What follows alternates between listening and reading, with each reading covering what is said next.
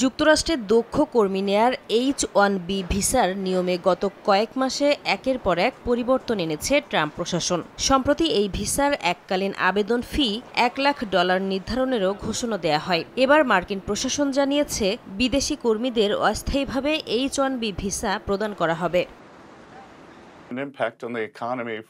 গণমাধ্যমে দেয়া এক সাক্ষাৎকারে মার্কিন বাণিজ্য মন্ত্রী স্কট বেসেন্ট জানান, নতুন নিয়ম অনুযায়ী শুধু দক্ষ বিদেশি কর্মীদের সাময়িকভাবে যুক্তরাষ্ট্রে নেওয়া হবে। এরপর তারা মার্কিন কর্মীদের প্রশিক্ষণ দেবেন। প্রশিক্ষণ শেষে তারা আর থাকতে পারবেন না, ফিরতে হবে নিজ দেশে।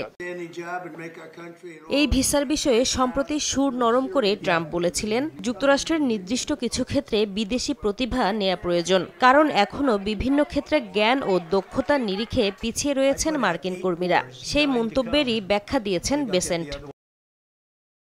এদিকে H-1B ভিসা বাতিলের বিল উত্থাপন করবেন বলে জানিয়েছেন জর্জিয়ার কংগ্রেসওম্যান মার্জরি টেলর গ্রিন। সামাজিক যোগাযোগ মাধ্যমে পোস্ট করা এক ভিডিও বার্তায় জানান, তার বিলটি পাশ হলে বিদেশিদের নাগরিকত্ব পাওয়ার পথ বন্ধ হবে। পাশাপাশি ভিসার মেয়াদ শেষ হলে তাদের বাধ্যতামূলকভাবে দেশে ফিরে যেতে হবে। তবে গ্রিন বলেন, জরুরি চিকিৎসা সেবায় যুক্ত চিকিৎসক ও নার্সদের জন্য বছরে সর্বোচ্চ 10,000 ভিসার ব্যবস্থা থাকবে, যদিও ধাপে ধাপে সেই সুবিধা বাতিল করা হবে।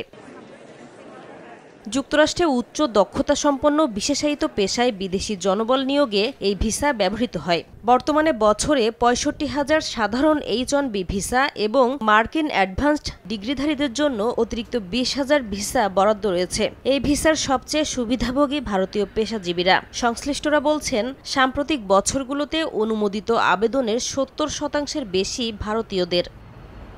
নাসরিন রুমি, সময় সংবাদ।